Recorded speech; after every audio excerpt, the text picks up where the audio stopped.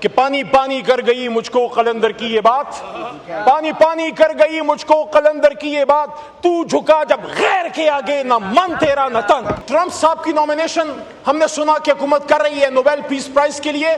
Federal government سے سوال ہے کہ جس کے ہاتھوں پہ فلسطینیوں کا خون ہے اور جس نے ایران پہ حملہ کیا ہے، کیا اس فیڈرل کیبنٹ کی منظوری سے یہ نوبیل پرائز اس کو دیا جا رہا ہے؟ اگر دیا جا رہا ہے میں آپ پہ افسوس ہی کر سکتا ہوں، صرف اتنا کہوں گا۔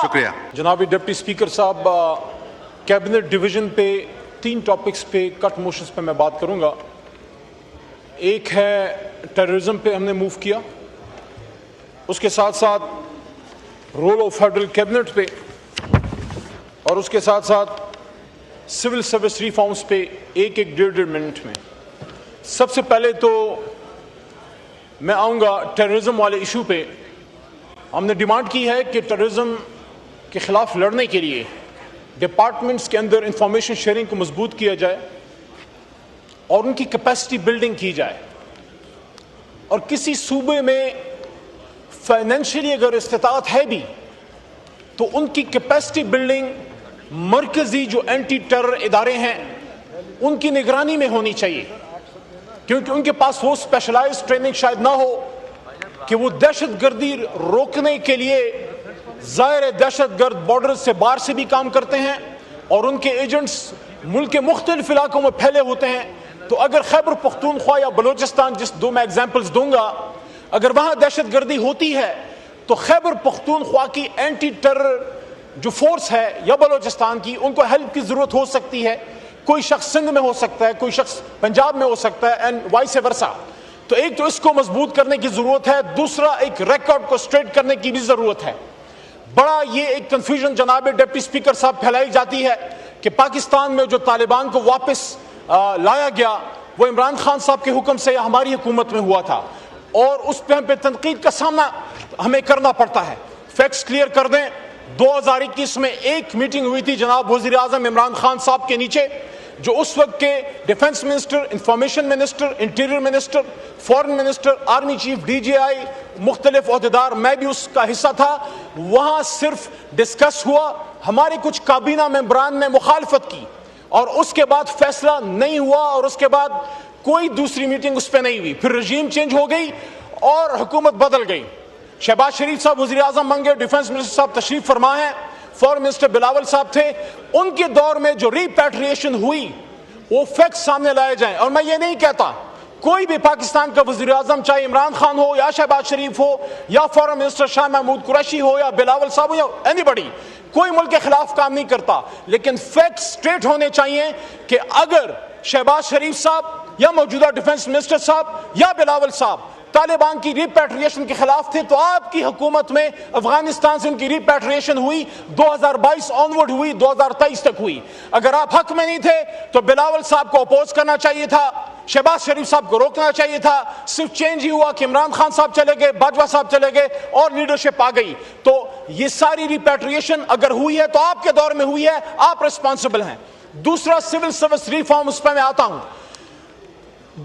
1948 اپریل میں جناب قائد اعظم نے پشاور میں سپیچ کرتے ہوئے سول سرونٹس کو کہا، اور یہ تمام سول سرونٹس مجھے سن رہے ہیں، انہوں نے کہا کہ you are servants of the state, you are servants of the people, you are not suppose to take political pressures. اور یہ کہا کہ governments come and governments go, prime minister come and prime ministers go, governments come and governments fall, minister comes and minister go. You are not supposed to take their dictation, you have to act according to constitution. کیا اس ملک میں اس وقت constitution کے مطابق سارا کچھ ہو رہا ہے؟ کیا civil servants آئین کے مطابق اپنی ڈیوٹیاں کر رہے ہیں یا پولیٹیکل پریشر لے رہے ہیں؟ میں یہ سمجھتا ہوں کہ قائد اعظم نے آپ کو وے فارورڈ دے دیا تھا 1948 میں، اس پہ عمل کریں۔ اور آخری 1 منٹ میں جو تیسرا انتہائی اہم ہے، performance of the federal cabinet. when there will be a federal cabinet there will be issues۔ ہمیشہ اپوزیشن کی طرف سے سوال آتے رہیں گے۔ According to Mustafa Impex case, supreme court of Pakistan کی لینڈ مارک ججمنٹ ہے جس میں یہ ڈیسائیڈ ہوا کہ what is federal government؟ Federal government, the prime minister and his cabinet combined is federal government. The decision of the federal government is supposed to be taken by prime minister in connivance or in advice with his cabinet. My point is کہ یہ جو فیصلے ہو رہے ہیں، 2 examples آپ کو دوں گا کیونکہ وقت کم ہوتا ہے۔ پہلی example, PSGP is above 1,000 billion rupees. 1100 अरब रुपए का मेरे ख्याल में प्लस माइनस आपका PSGP है, तरक्याती बजट है। पाकिस्तान में जो तरक्याती काम होने हैं उस पाकिस्तान में जहां दहशतगर्दी का हमें सामना है, 1000 अरब से ज्यादा जनाब डिप्टी स्पीकर साहब आपका बजट है। आखिरी बात, 2 बातें, और उसमें से खैबर पख्तूनख्वा जो दहशतगर्दी का सामना है 1 अरब से भी कम आप उनको तरक्याती बजट दे रहे हैं, 55 करोड़ ये बताया गया है। क्या 1000 अरब से उसमें 55 करोड़ हिस्सा बनता है? क्या आप खैबर पख्तूनख्वा को पाकिस्तान का हिस्सा नहीं समझते? पश्तून जो वहां रहते हैं, जो आपके दहशतगर्दी की जंग लड़ रहे हैं, उसमें तफसीली बात भी हमारे एक एमएनए इकबाल साहब फाटा से करेंगे कि 1000 अरब से ज्यादा की बजट में, तरक्याती बजट में मेरे सूबे का हिस्सा सिर्फ 55 करोड़।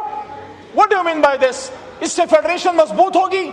इमरान खान जब वज़ीर आज़म थे पूरे मुल्क साथ लेके चल रहे थे।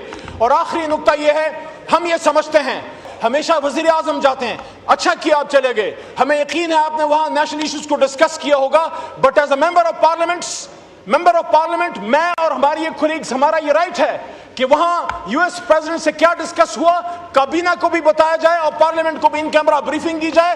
और आखिरी बात कि ये जो ट्रंप साहब की नॉमिनेशन हमने सुना कि हुकूमत कर रही है नोबेल पीस प्राइज के लिए, फेडरल गवर्नमेंट से सवाल है कि जिसके हाथों पे फलस्तीनियों का खून है और जिसने ईरान पे हमला किया है, क्या इस फेडरल कैबिनेट की मंजूरी से ये नोबेल प्राइज उसको दिया जा रहा है? अगर दिया जा रहा है मैं आप पे अफसोस ही कर सकता हूं। सिर्फ इतना कहूंगा कि पानी पानी कर गई मुझको कलंदर की ये बात, पानी पानी कर गई मुझको कलंदर की ये बात, तू झुका जब गैर के आगे, न मन तेरा न तन।